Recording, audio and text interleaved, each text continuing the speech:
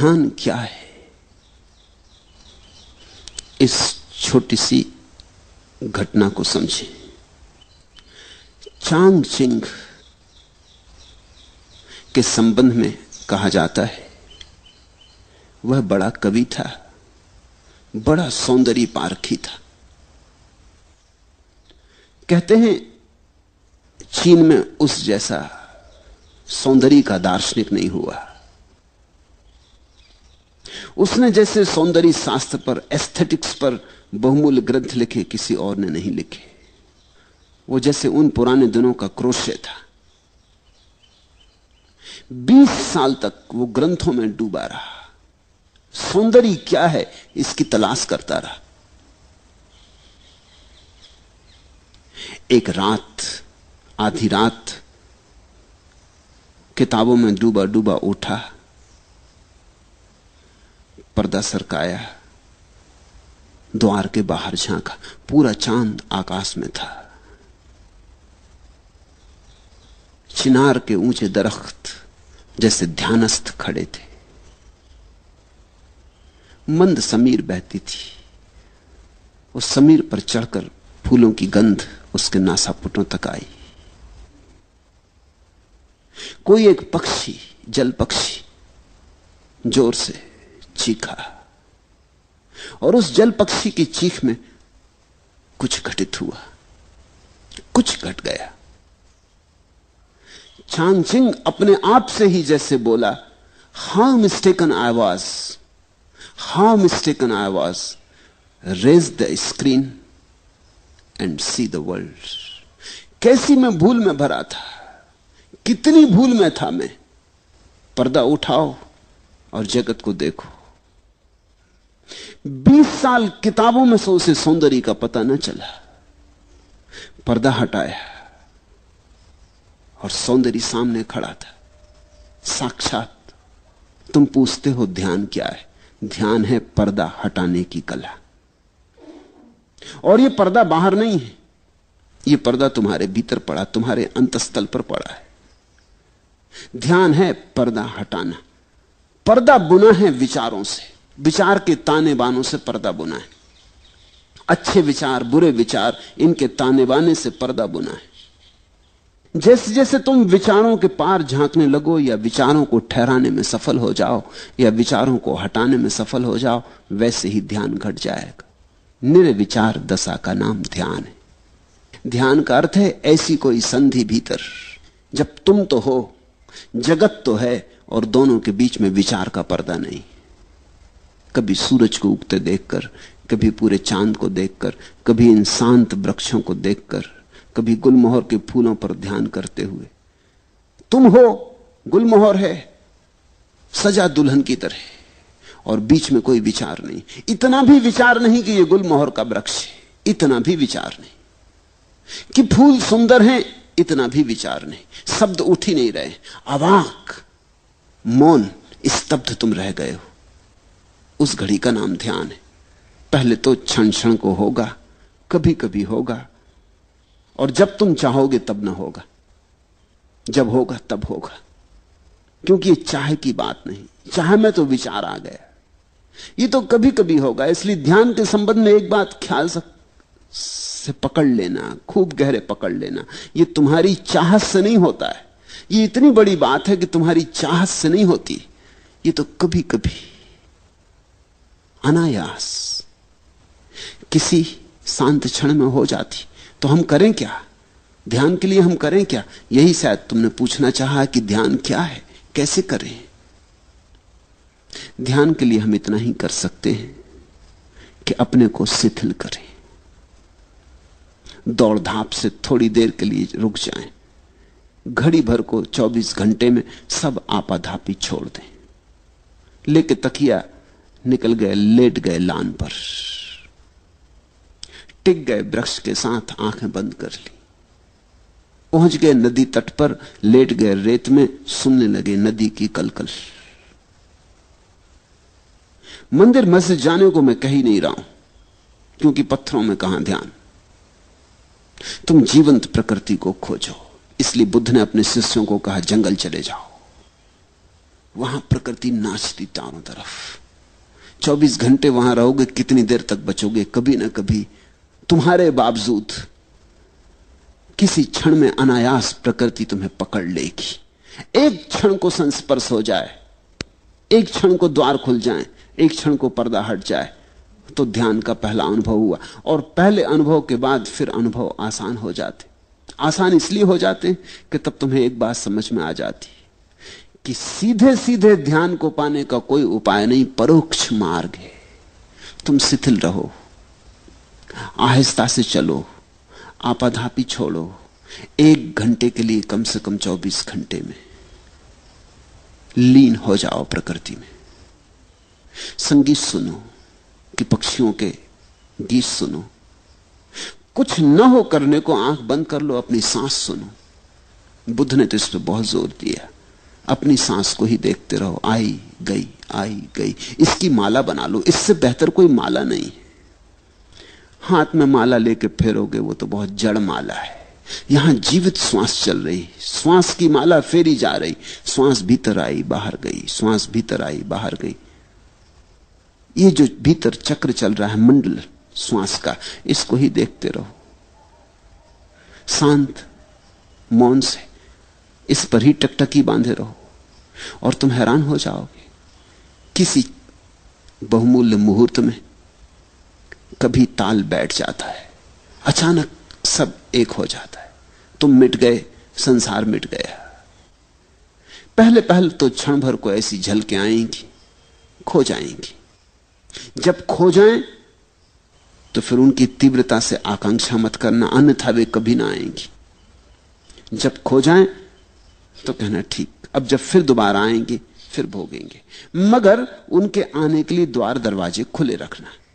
ऐसा ही समझो कि सूरज बाहर निकला है, तुम अपने कमरे में दरवाजा बंद किए बैठे हो, रोशनी भीतर नहीं आती। अब सूरज को कोई गट्ठर में बांध के भीतर लाने का उपाय भी तो नहीं। सूरज की किरणों को कोई गाय बैल जैसा हाँक के भीतर लाने का उपाय भी तो नहीं। क्या करोगे? दरवाजा खोल दो, सूरज की किरणें अपने से भीतर आ जाती। कभी कभी रात होगी और नहीं आएंगी क्योंकि सूरज नहीं है। कभी कभी दिन होगा और आएंगी क्योंकि सूरज है। कभी कभी दिन भी होगा और बादल घिरे होंगे और नहीं आएंगे क्योंकि सूरज बादलों में ढका है। मगर कभी कभी मौके मिलेंगे जब दिन है, बादल भी नहीं है, सूरज प्रकट है, तो किरणें भीतर आएंगी। तुम ज्यादा से ज्यादा बाधा ना दो, बस इतना ही काफी है। मेरी बात को ख्याल में ले लेना। ध्यान को सीधा सीधा नहीं किया जाता, बाधा ना दो। इसलिए तो मैं कहता हूं नाचो गाओ। नाचने और गाने में तुम लीन हो जाओ। अचानक तुम पाओगे हवा की झोंके की तरह ध्यान आया, तुम्हें नहा गया, तुम्हारा रोआ रोआ पुलकित कर गया, ताजा कर गया। धीरे धीरे तुम समझने लगोगे इस कला को। ध्यान का कोई विज्ञान नहीं है, कला है। धीरे धीरे तुम समझने लगोगे कि किस घड़ियों में ध्यान घटता है। उन घड़ियों में मैं कैसे अपने को खुला छोड़ दूं। जैसे ही तुम इतनी सी बात सीख गए, तुम्हारे हाथ में कुंजी आ गई। इसे इस तरह प्रयोग करो। कभी रात नींद खुल गई है, बिस्तर पर पड़े हो, अनिद्रा के लिए परेशान मत हो। इस मौके को मत खो। ये शुभ घड़ी, सारा जगत सोया, पत्नी बच्चे सब सोए, तुम्हें मौका मिल गया। बैठ जाओ अपने बिस्तर में, रात के सन्नाटे को सुनो। ये बोलते हुए झींगर, ये रात की चुप्पी, ये सारा जगत सोया हुआ, सारा कोलाहल बंद। जरा सुन लो इसे शांति से। ये शांति तुम्हारे भीतर भी शांति को झंकारेगी। ये बाहर गूंजती हुई शांति तुम्हारे भीतर हृदय में भी गूंज पैदा करेगी, प्रतिध्वनि पैदा करेगी। जब सारा घर और सारी दुनिया सोई हो तो आधी रात चुपचाप अपने बिस्तर में बैठ जाने से ज्यादा शुभ घड़ी ध्यान के लिए खोजनी कठिन है। लेकिन मैं ये नहीं कह रहा हूं कि तुम आधी रात अलार्म भर के बैठ जाओ, कभी नहीं, तो धोखा हो जाएगा। तुमने अगर इसको कोई नियम बना लिया कि अलार्म भर के 2 बजे रात उठ के बैठ जाएंगे, फिर सब गड़बड़ हो जाएगी। ध्यान तुम्हारे खींचे खींचे नहीं आता। ध्यान इतनी नाजुक बात है, तुम बुलाते हो तो संकोच से भर जाता, आते ही नहीं। बड़ी नाजुक दुल्हन है ध्यान, तुम जोर जबरदस्ती मत करना, नहीं तो बलात्कार हो जाएगा। बहुत धीरे धीरे फुसलाना पड़ता। फुसलाने शब्द को याद रखना, ध्यान को फुसलाना पड़ता। फिर 24 घंटे में कभी भी हो सकता है, लेकिन ख्याल यही रखना कि फुसलाना है, आयोजन नहीं करना। नहीं तो लोग हैं कि रोज 5 बजे उठाए और बैठ गए ध्यान करने, जड़ की तरह, यंत्रवत, मशीन की तरह। नहीं, ऐसा ध्यान नहीं होता। हां, तुम ख्याल रखो, थोड़ा अपने हृदय का भी भाव रखो कि जब तुम्हारा हृदय बहता हो तब चूकना मत। तब 1000 काम हो तो छोड़ के एकांत में बैठ जाना। अपने स्नान गृह में भी बैठ गए जाके तो चलेगा, लेकिन जब तुम्हें लगे कि हां अभी भीतर घड़ी आती मालूम पड़ती, विचार कुछ कम है, तनाव कुछ कम है, मन कुछ प्रफुल्लित है, आनंदित है, यह घड़ी है। लोग अक्सर उल्टा करते, जब उनका मन दुखी होता तब ध्यान करते हैं। लोग दुख में भगवान को याद करते। ये तो जब उल्टी हवा बह रही है तब बहुत कठिन हो जाएगा सुख में याद करना। इसलिए मेरे सूत्र अनूठे हैं। मैं तुमसे कहता हूं, जब तुम्हारा मन बड़ा सुखी मालूम पड़े, कोई मित्र घर आया है, बहुत दिनों बाद मिले, गले लगे, गपशप हुई है, मन ताजा है, हल्का है, खूब प्रसन्न हो तुम, इस मौके को छोड़ना मत। बैठ जाना एकांत में। इस घड़ी में सुख का सुर बज रहा है, परमात्मा बहुत करीब है। सुख का अर्थ ही होता है जब तुम्हारे जाने अनजाने परमात्मा करीब होता है, चाहे जानो चाहे ना जानो। सुख जब तुम्हारे भीतर बजता है तो उसका अर्थ हुआ कि परमात्मा तुमसे बहुत करीब आ गया। तुम किसी अनजाने मार्ग से घूमते घूमते परमात्मा के पास पहुंच गए हो, मंदिर करीब है, इसलिए सुख बज रहा है। इस घड़ी को चूकना मत। इस घड़ी में तो जल्दी से खोजना, कहीं किनारे पर ही हाथ के बढ़ाने से ही मंदिर का द्वार मिल जाएगा। लेकिन लोग दुख में याद करते, सुख में भूल जाते। दुख में तुम मंदिर से बहुत दूर पड़ गए हो, अनंत दूरी है।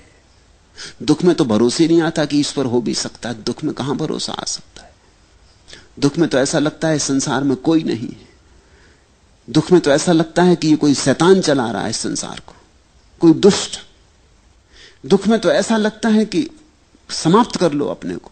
न कोई कृतज्ञता, न कोई धन्यवाद का भाव उठता। दुख में कैसे उठे? लेकिन लोग दुख में मंदिर जाते, मस्जिद जाते, भगवान को याद करते, प्रार्थना करते और सुख में भूल जाते। और मैं तुमसे कहता हूं, सुख में ही घटता है। सुख के क्षण में ही तुम करीब से करीब होते हो। उस समय सरक जाना, उस समय लेट जाना जमीन पर, साष्टांग रख देना सिर भूमि पर, ठंडी गीली लान पर लेट जाना, आंख बंद कर लेना। उस क्षण सोच लेना अपने को कि मिल रहे पृथ्वी के साथ, एक हो रहे पृथ्वी के साथ। और तुम पाओगे कभी कभी आ जाती लहर, तरंग की तरह तुम्हारे भीतर प्राणों में कुछ कब जाता, कोई नई बीन बजती। धीरे धीरे पहचान हो जाएगी और धीरे धीरे तुम्हें कला आ जाएगी। तुम धीरे धीरे पहचानने लगोगी कि कब इसके होने के क्षण होते, कैसी दशा होती है तुम्हारी जब ये निकटता में घट जाती है बात, और कैसी दशा होती है तुम्हारी जब ये मुश्किल होती है बात। फिर तुम पहचान पे पड़ जाओगे। तुम्हारी आत्मविज्ञा, तुम्हारा प्रतिभिज्ञा, तुम्हारी पहचान धीरे धीरे साफ होने लगेगी। पहले तो अंधेरे में टटोलने जैसा है, मगर ध्यान घटता है। और कभी कभी तो उन लोगों को भी घटता है जिन्होंने ध्यान के संबंध में कुछ सोचा ही नहीं। अधार्मिकों को भी घटता है, क्योंकि ध्यान की कोई शर्त ही नहीं है। छोटे बच्चों को घट जाता है, छोटे बच्चों को ज्यादा घट जाता है जब बजाय बड़ों के। तितली के पीछे भाग रहा बच्चा, सुबह का सूरज निकला, भागा जा रहा तितली के पीछे, सब भूल जाता है, तितली ही सब हो गई, उसे याद ही नहीं रहती, खुद भी तितली जैसा उड़ा जा रहा। उस घड़ी ध्यान की झलक मिल जाती। लोग जीवन भर याद करते हैं कि बचपन में बड़ा सुख था। किस सुख की याद है ये? क्या तुम सोचते हो बचपन में तुम्हारे पास बहुत धन था? नहीं था, जरा भी नहीं था। 2-2 पैसे के लिए रोना पड़ता था, 1-1 पैसे के लिए बाप और मां के मोहताज होना पड़ता था। धन तो नहीं था। कोई बड़ा पद था? कहां से होता पद? सब तरह की झंझटें थी। स्कूल कारागृह था, जहां रोज रोज बांध के भेज दिए जाते थे, जहां बैठे बैठे सिवाय परेशान होते थे, कुछ समझ में ना पड़ता था, और हर कोई दबा देता था। बल भी नहीं था, हर एक छाती पे सवार था। तो बचपन में सुख कैसा था? न धन था, न पद था, न प्रतिष्ठा थी, न कोई सम्मान देता था। सुख हो कैसे सकता था? सुख कुछ और था। तितलियों के पीछे भागने में ध्यान की किरण उतर आई थी। सागर के किनारे शंख सीप बीनने में परम आनंद का क्षण उतरा था। कंकड़ पत्थर बीन लाए थे और समझे थे कि हीरे ले आए, और किस चाल से मस्त होकर आए थे। कुछ भी न था हाथ में, लेकिन कुछ ध्यान की सुविधा थी। मेरे देखे बचपन में ध्यान के अतिरिक्त और कोई सुख नहीं है।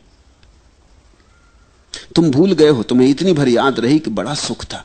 अगर तुमसे कोई पूछे कि बताओ क्या क्या सुख था, तो तुम मुश्किल में पड़ोगे। और ध्यान की तो तुम्हें याद ही नहीं, ध्यान शब्द ही अपरिचित हो गया है। बच्चे को ऐसा पता भी नहीं था कि यह ध्यान है, पर पता होने से क्या होता है? तुम्हें पता हो कि सोना है या नहीं, इससे क्या होता है? सोना सोना है। जैसे जैसे तुम बड़े होते गए, वैसे वैसे ध्यान छूटता गया, क्योंकि तुम विचारों में ज्यादा पड़ते गए। विचार का शिक्षण दिया गया है, स्कूल, कॉलेज, यूनिवर्सिटी सब विचार सिखाते। अभी तक मनुष्य जाति का ऐसा अभागापन है कि कोई विश्वविद्यालय ध्यान नहीं सिखाता। विचार, धीरे धीरे तुम विचार से भरते गए, चिंताएं चिंताएं। तुम चूक ही गए वो छोटे छोटे क्षण जब पर्दा हट जाता था, अपने से हट जाता था। तुमने देखा बच्चे कैसे प्रमुदित मालूम होते हैं, छोटे छोटे बच्चे जिनके पास कुछ भी नहीं है, कोई कारण नहीं प्रसन्न होने का, अकारण प्रसन्न है। वो अकारण प्रसन्नता ध्यान है। देखा एक छोटा बच्चा अपने झूले में पड़ा है, कुछ नहीं चूसने को अंगूठा चूस रहा है, और कैसा प्रसन्न मालूम होता है। ऐसा प्रसन्न मालूम होता है कि सिकंदर भी ना रहा होगा प्रसन्न, अकबर और अशोक भी ना रहे होंगे ऐसे प्रसन्न, बड़े से बड़े साम्राज्य के मालिक ऐसे प्रसन्न ना रहे होंगे। इसके पास कुछ भी नहीं, या तो अपने हाथ का या पैर का अंगूठा डाले चूस रहा, लेकिन कुछ घट रहा है। अभी पर्दा खुला ही है, अभी विचार उठते ही नहीं, अभी भीतर की वीण बज रही है। यहूदियों में एक कथा है कि जब कोई बच्चा पैदा होता है तो देवता आते और उस बच्चे के सिर पे हाथ फेरते, ताकि वो भूल जाए उस सुख को, जो सुख परमात्मा के घर उसने जाना था। नहीं तो जिंदगी बड़ी कठिन हो जाएगी। दयावश ऐसा करते हैं, नहीं तो जिंदगी बड़ी कठिन हो जाएगी। अगर वो सुख याद रहे तो बड़ी कठिन हो जाएगी तुलना में। तुम फिर कुछ भी करो व्यर्थ मालूम पड़ेगा। धन कमाओ, पद कमाओ, सुंदर से सुंदर पत्नी और पति ले आओ, अच्छे से अच्छे बच्चे हो, बड़ा मकान हो, कार हो, कुछ भी सान न मालूम पड़ेगा अगर वो सुख याद रहे। तो यहूदी कथा कहती है कि एक देवता उतरता करुणावश और हर बच्चे के माथे पे सिर हाथ फेर देता है। उस हाथ के फेरते ही पर्दा बंद हो जाता, उसे भूल जाता परमात्मा, सुख भूल गया। फिर ये जीवन के दुखों में ही सोचने लगता है सुख होगा। उस पर्दे से खोलना है जो देवताओं ने बंद कर दिया। मुझे तो नहीं लगता कि कोई देवता बंद करते, देवता ऐसी मूढ़ता नहीं कर सकते, लेकिन समाज बंद कर देता है। शायद कहानी उसी की सूचना दे रही। मां बाप, परिवार, समाज, स्कूल बंद कर देते हैं, पर्दे को डाल देते, ऐसा डाल देते हैं कि तुम भूल ही जाते हो कि यहां द्वार है, तुम समझने लगते दीवार है। ध्यान का अर्थ है इस पर्दे को हटाना और इसे अनायास होने दो, इसे कभी कभी तुम्हें पकड़ लेने दो। और जब तुम्हें यह तरंग पकड़े तो लाख काम छोड़ के बैठ जाना, क्योंकि इससे बहुमूल्य कोई और काम ही नहीं। रात हो कि दिन, सुबह हो कि सांझ, फिर मत देखना। कुछ चूकोगे नहीं तुम, कुछ खोएगा नहीं। अपूर्व होगी तुम्हारी संपदा फिर। और ये संपदा तुम्हारे भीतर पड़ी है, बस पर्दा हटाने की बात है। ध्यान क्या है? ध्यान भीतर पड़े पर्दे को हटाना है।